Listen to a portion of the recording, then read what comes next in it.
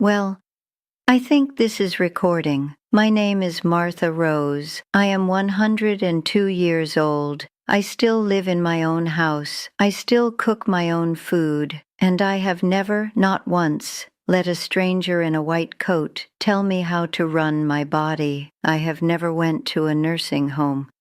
Now, every doctor who ever handed me a pamphlet about lifestyle modifications is gone. Every nutritionist who told me eggs were dangerous, gone. Every specialist who wanted to put me on 6 different pills, honey, they are all gone. And I'm sitting here talking to you on this little camera. Make of that what you will. They will sell you a pill for everything. They will put a celebrity on the television talking about some supplement that costs $80 a bottle, and they will never, not once, tell you what your great-grandmother already knew for free. I've seen the Great Depression, I've seen wars come and go, I've watched the world lose its mind about 15 different times, and I'm still in my own home because I do 5 things every single morning without fail. 5 habits that keep me strong, keep me sharp, and keep me out of that nursing home where they're all waiting to put me. And I'm going to tell you what they are because somebody needs to hear this. The nursing home industry doesn't want you to know this, but I'm going to tell you anyway. Pay attention now. I'm not going to repeat myself. Habit number 1. I get up and I move before I do anything else. Before I drink a drop of water. Before I say good morning to anybody. I get out of this bed, I stand up straight, and I move, not a gym. Lord, I've never set foot in a gym in my life. I don't need a machine to tell me how to use legs the good Lord already gave me. When I was a girl growing up in rural Georgia, nobody talked about exercise. You just worked, you hauled water, you bent down and pulled things out of the ground. You walked because that's how you got somewhere.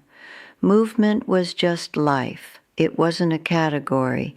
It wasn't a hobby. These days they make it so complicated. They tell you you need 30 minutes of zone 2 cardio or your heart is going to give out. Child, please. What I do is simple. I walk through every room in my house.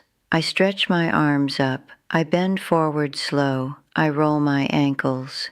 Takes about 10 minutes. Sometimes I step out on the porch and just breathe the morning air and move my body in whatever way feels good that day. Here's what that does, and I'll say it plain. When you move your body first thing in the morning, you kick your lymph system into gear. Now, your lymph system, that's just your body's drainage pipe. It doesn't have a pump like your heart. It needs you to move to flush out all the garbage that built up overnight. If you lay in bed checking that phone before you move a muscle, you are just soaking in your own backed up waste. My mama used to say, get the stiffness out before the day puts more stiffness in. She lived to 94. She was moving until the end. Yes, Lord, don't overthink it. Don't buy anything. Just stand up and move your body before the world gets its hands on you. Habit number 2. Warm lemon water with a pinch of salt. Every single morning, for as long as I can remember. Not coffee first. Not one of those green powders they're always advertising. Warm water, the juice of half a lemon, and a small pinch of good salt. That's it. That's the whole recipe. They told us for years that salt was the enemy. Watch your sodium. Low salt diet. Oh, they really beat that drum hard, didn't they? You know who was telling you that? People who had something to sell you instead.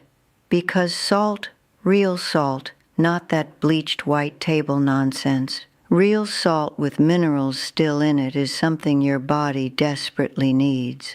Especially first thing in the morning when you've just gone 8 hours without a drop of water. My grandmother kept a salt block in the kitchen like it was sacred, and the lemon she grew herself on a little tree she kept in a clay pot by the window. Here's the science, and I'll make it quick because I don't like to dwell. When you sleep, your cortisol, that's your body's alarm bell hormone, it rises naturally before you wake up to get you ready for the day. If you flood your body with coffee and sugar before it has a chance to hydrate, you're just ringing that alarm bell louder and longer than it needs to ring. Chronically high cortisol will age you faster than anything, faster than sun, faster than grief. But warm water with lemon and mineral salt tells your system, easy now. We are awake. We are hydrated. We are not in danger. It calms that alarm bell down. The good Lord made lemons sour for a reason. Sour things wake your digestion up. They get your stomach acid moving. They get your bile flowing. Everything downstream works better when you start right. My digestion at 102 is better than most 40-year-olds I've met, and I have never once bought a probiotic supplement. Drink your lemon water. Put a little good salt in it. Thank God for the morning. That's step 2. Habit number 3, I eat breakfast, a real one, with eggs. I know what they told you. Cholesterol, heart disease, saturated fat. They really had everybody scared of eggs for a while there, didn't they? Whole generation of people eating egg whites and margarine, while the heart disease rates kept right on climbing. Funny how that worked out. I have eaten 2 eggs almost every morning of my life, fried in a little butter.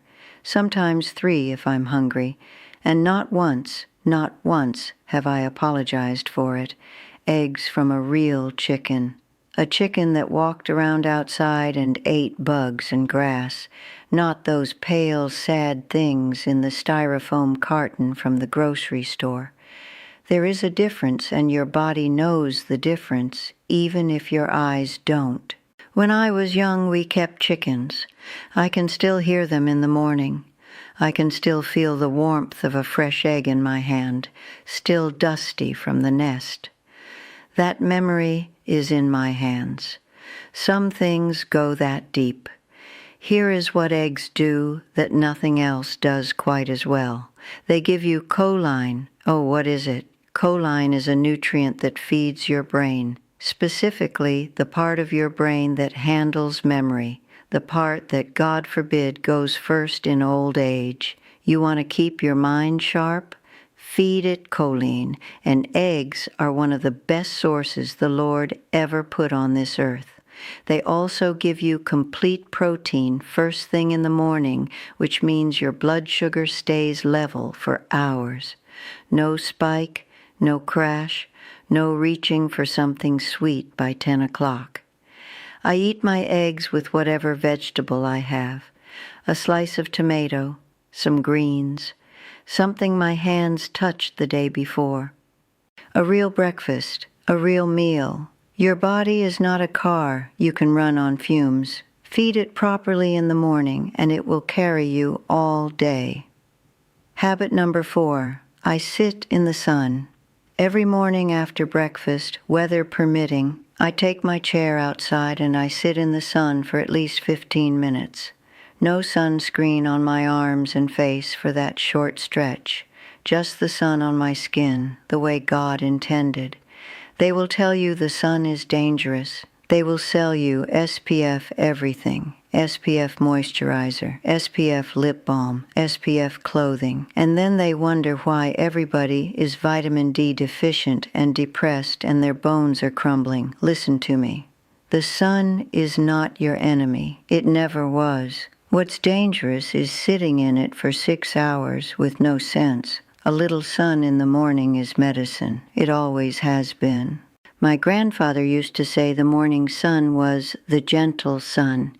He said the evening sun bites, but the morning sun heals. I thought he was just being poetic. Turns out he was right. When that morning light hits your eyes and your skin, it sets your entire internal clock. Your circadian rhythm, that's just your body's built-in schedule, the invisible clock inside every single cell you have. It needs sunlight to know what time it is. If you spend your whole morning indoors under artificial light, your body clock gets confused, your sleep suffers, your hormones drift, you age faster. 15 minutes of morning sun, that's all I'm saying. Sit in it, look toward it, let it touch your skin. I talk to God in that time. I say thank you for another morning. I watch whatever bird decides to visit. I don't check my phone. I don't plan my day. I just sit there like a plant, taking in the light. Some things are that simple.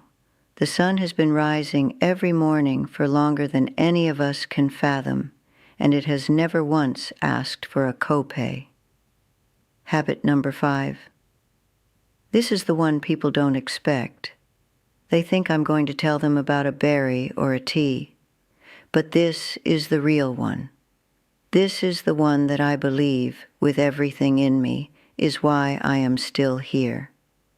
Every morning, before that day gets its legs under it, I make a choice to put down whatever I was carrying from the day before. Grudges, worries, disappointments, resentments, things people said, things people didn't say. I put them down. Now, I'm not talking about being a doormat. I've never been a doormat a day in my life. I'm talking about not letting yesterday's poison drip into today's water. I have buried a husband. I have buried children. You heard me right. I have buried children. I have lived through things that would fold most people in half. And if I had carried every one of those griefs and angers like a stone in my chest, I would have been gone decades ago. There is something the scientists call autophagy. Autophagy, that's just your body taking out the trash. Every night while you sleep, if you've done right by yourself, your cells go through and clean out the damaged pieces, recycle what's broken, make room for what's new. Your body literally has a system for letting go. But here's what they can't put in a study. Emotional garbage does the same thing to you as physical garbage. It sits in your body. It raises your blood pressure. It inflames your joints. It clouds your mind. I have known people eaten alive by bitterness, and not one of them made it to old age with their joy intact. Every morning I pray. I name the things I'm grateful for. I name the people I love. I ask God to take what I cannot carry, and then I get up and I go live my life. Forgiveness is not weakness. Forgiveness is how you keep the house clean inside. Now, nobody sold me any of this. No company paid me to tell you this. This is just what 102 years of living looks like when you pay attention. You want to stay out of the nursing home? You want to stay in your own mind, in your own house, walking on your own feet. Stop chasing what they're selling and start paying attention to what your grandparents already knew. The wisdom was always there. You just got talked out of it. Now I have to go. My water is ready, the sun is coming up, and I've got some tomatoes that need watering.